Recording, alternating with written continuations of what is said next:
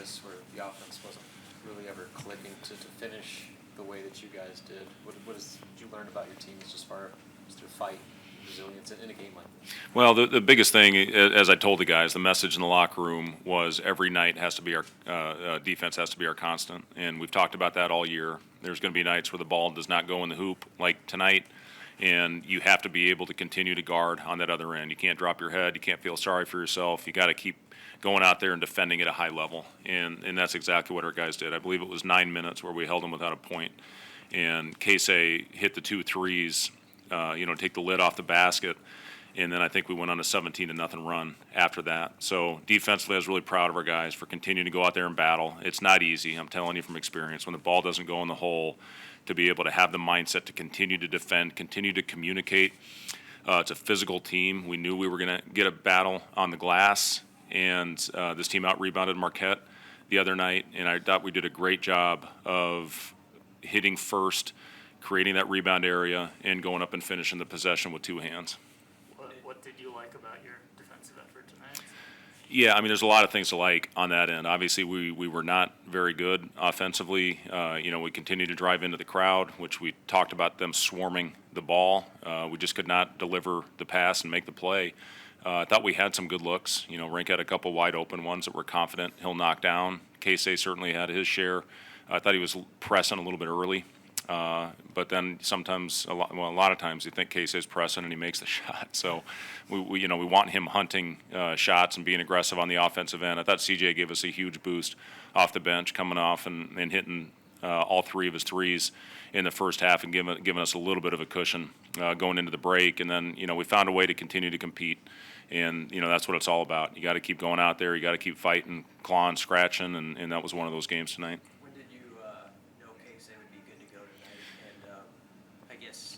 Did you think he might be a little rusty coming in? Or? Yeah, of course. I mean, he's had 2 practices, and he was in such a good rhythm when he got hurt. So when you have that amount of time off without being able to go out and get live reps, it's impossible to simulate that game action when you're in there doing a 1-on-0 workout and doing most of your conditioning on a bike or on a Alter G zero gravity treadmill. So, for him to come out here and hit those 2, just shows the growth, I think, of Casey. He continued to compete defensively, and then, finally takes the lid off with the great shot on the step back. It was almost one of those where he was wide open. He was thinking, and he hit the little step back in the corner on a baseline out of bounds play. And then the next time down, I thought Jamarcus did a great job throwing ahead, finding him to hit the next one, and then we never looked back after that. Casey's going to be fine. It's good to have him back out there, obviously. That Casey's 3 in the second half, that satellite out of bounds play Rink set the screen in the corner. That's a pretty big guy. They got out of the way in a tight spot. I mean, you trust him on that. Yeah, and to show you Casey's confidence. I mean, he hit that thing from behind the backboard in that corner over there after missing, I think, the previous 4 or 5 in a row that were open. So for him to continue to hunt his shot, and for guys to continue to look for him. That's a play we put in this morning against their zone, baseline out, and it was good to see our guys execute it. Anything else, Coach? A defense as aggressive as Rider plays, what kind of challenges does that create? Yeah, I mean, we saw some of it the other night in the game last week where they were swarming it. We obviously did not take very good care of the ball. The disappointing thing, we did a great job in our first game of limiting contested rim 2s, and we got back to taking those again tonight. And when you're in there getting your shot blocked, that's going to fuel transition going the other way. We have to be better decision makers. We're over penetrating right now, and when we're getting in there, our decision making. Rink tried to Magic Johnson behind the head pass instead of just going up and finishing and taking the layup. Those are things we need. Those points. We have to get them in a close game. Every one of those matters.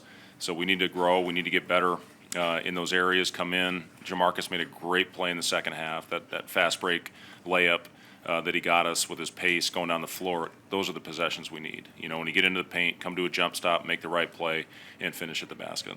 Like you guys, maybe in the first 10 minutes, try to hammer the post a little bit, or guys were just doing that on their own, it just felt like trying to back down and back down. Yeah, and we were too stagnant. Yeah, there's no doubt about it. We were too stagnant early. We were playing too much one-on-one. We're a pretty good team when we get movement. The other thing we did got a couple good possessions where we threw the shake pass, got the ball inside, and finished. And we need to get more of that, especially when the 3-point shot's not falling.